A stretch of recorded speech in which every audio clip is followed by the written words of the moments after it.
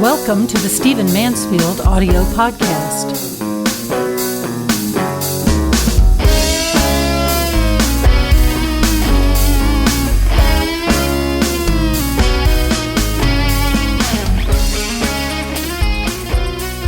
I want to take some time in this podcast to reflect upon the issue of manhood and the current presidential election. This very unique presidential election that we're having now in 2016 is pressing to the fore a great many issues related to manhood, to masculinity, to morality that we rarely have pushed or emphasized by a presidential election. I'm grateful for it. It's torturous, but it is exposing some things we need in our society, and quite frankly, it's dealing with some themes that I've been talking about for a long time. If you follow me at all, you follow what I do, if you listen to this podcast, you know that I am very concerned about the state of manhood in our generation. I'm calling men to what I call great manhood.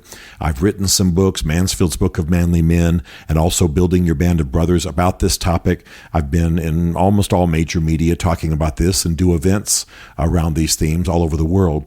It's not all that I do. It's not it's not the one thing I talk about, but it is something I'm very concerned about. And of course, I don't mind stopping right now and saying, if we can help you at your local level by being part of an event you're putting on, let us know. Contact us at info@stephenmansfield.tv. But in this election, isn't it interesting what has been pushed forward about manhood? We're living at a time when men are in a tailspin. We're living at a time when men are declining by almost every measurable standard at the same time that women are in the ascent. And I celebrate the ascent of women. I don't believe there's a tug of war between the two genders. I don't think women have taken anything from men that men didn't pretty much abandon in the first place. So we're already in a time where we are hearing books like Is There Anything Good About Men and The Demise of Guys, and these are some of the titles of the major books on the subject. I think that we're in an era that I call basically it's the theory on the campuses is the guerrilla theory of men. The popular theory on the campuses, the popular theory amongst the professors is that we needed men when we needed to settle the country and build the roads and build the communities and fight the natives and erect the steel skyscrapers and lay the railroad tracks. But when we entered into an information society, a digital society, the theory is that men don't have the aptitude to deal with those things. And so men now who don't have the aptitude for an information/digital society are like gorillas in a cage sitting in a corner scratching themselves and eating a banana, and they are incompetent to function in this society. Women have the aptitude for it, and they're rising. I don't believe that's true, by the way. I don't believe that's true at all.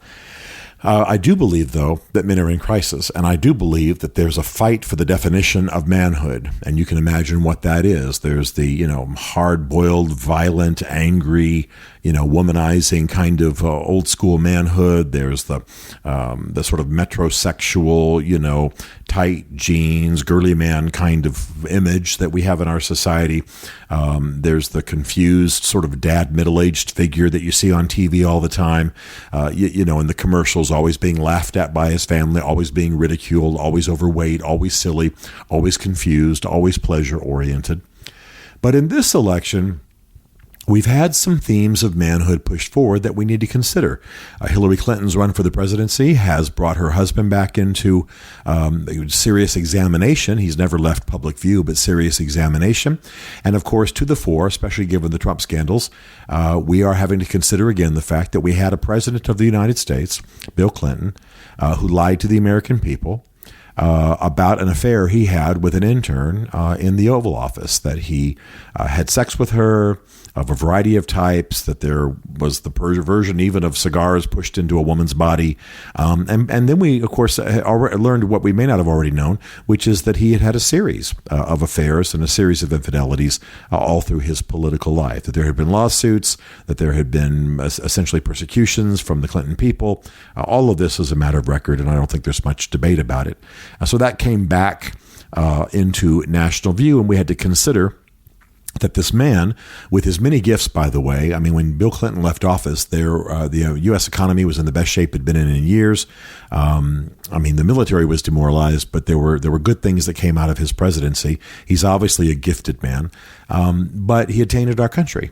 And he had tainted our country with immorality of the kind that is, unique to men, philandering, affairs, abandoning his marriage, various sorts of perversions and immorality, especially in places of power. What brought a lot of this to the fore in our current election were the antics of Donald Trump. I have to say that while I am absolutely no Trump defender, that I was surprised only by the feigned surprise regarding Donald Trump. It doesn't take any investigation at all. It doesn't take much time reading his books. It doesn't take much time watching YouTube videos of the Howard Stern show and other roasts and so on that Mr. Trump was involved in, to know that this was a man who has lived a very immoral life. He's had multiple marriages, which doesn't necessarily mean that you're immoral, but he certainly has written about, talked about, done interviews about his various dalliances, his various perversions, his multiple sexual partners, his sexual conquests.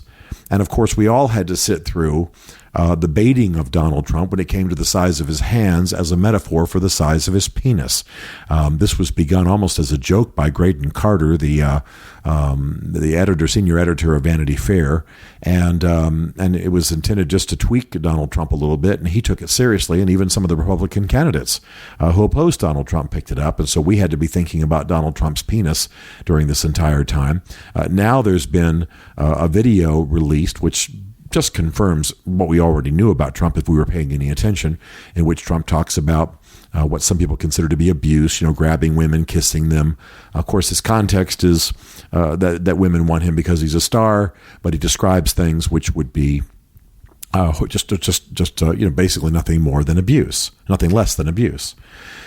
During all this time that we've not been paying much attention to it, we've had black men being shot, being killed, rising up on the streets, pushing back, attempting to achieve some kind of rights, cry out and say, why are we being killed? I think it's a cause that we should consider.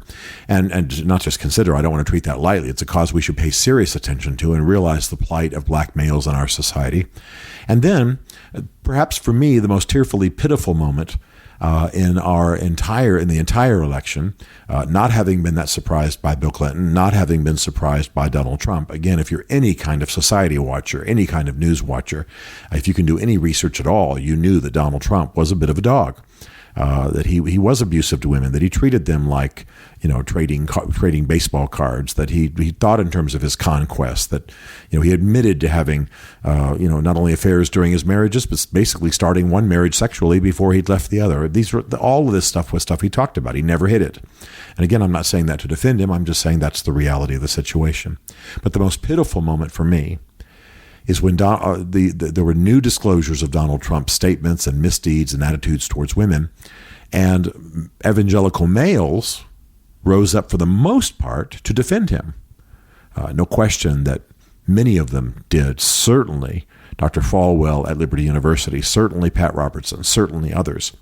But evangelical females cried out and said, and what they were basically crying out for, if I may say so, is for a higher form of manhood. I was very proud of Beth Moore, a friend of mine and a woman I admire deeply. I was very proud of others who rose up and said, this is wrong. You cannot sacrifice morality for the sake of politics. You cannot deny, if you call yourself a Christian, the ethics and the standards of Jesus for the sake of political victory. This is wrong. And Beth Moore, I think one of the reasons I admire her is she was very open about the fact that she's dealt with this kind of low-life manhood, the kinds of things most women deal with, the insinuations, the comments, the words, the inappropriate touching, the sexual abuse, even sometimes by relatives, all of these types of things. And she and others were saying, enough. We don't want to see our men. We don't want to see those who name the name of Jesus. We don't want to see people who call themselves Christians sucking up to an immoral man for the sake of political power. And I thought that was a very important moment. The bottom line is that we are in crisis in this country, but if we can read the signs of the times, if we can listen carefully and watch carefully, we can see that this is an election that raises a massive call that sounds a trumpet call for men to reform themselves, for men to become great men, for men to become noble men, for us to stop the low-life dog ways, the strip club ways, the porn ways, the nastiness that often attends male culture, and ascend to something more. And I want to say, too, that I am not a prig. I love sex with my wife. I love being a man. I love man culture. And that's why we shouldn't allow the lower side of it, the demons of our nature rather than the angels of our nature, to dominate. When this recording of Donald Trump speaking about women came out, a lot of people said, well, this is just locker room talk. This is just locker room talk. Well, I got to tell you, I've been in a lot of locker rooms in my life. I'm in a locker room almost every week, if not every day. And I don't find men talking that way. None of my friends talk that way. I mean, I can hang occasionally with sports figures or military guys and be in a culture of some verbal nastiness. But I got to tell you, it's not turned on women. It's mainly turned on each other. My friends, it's not just because I'm a Christian and most of my friends are Christians. I mean, I have a lot of friends across all kinds of religious, political, and cultural lines. And nobody around me ever talks that way. That is a nasty, small, immoral, small-souled slice of manhood. And to say that it's locker room, to say that it's man talk, to call it macho, to say that it's the way we ought to be, and that all men are that behind the scenes is just wrong. It's just a lie.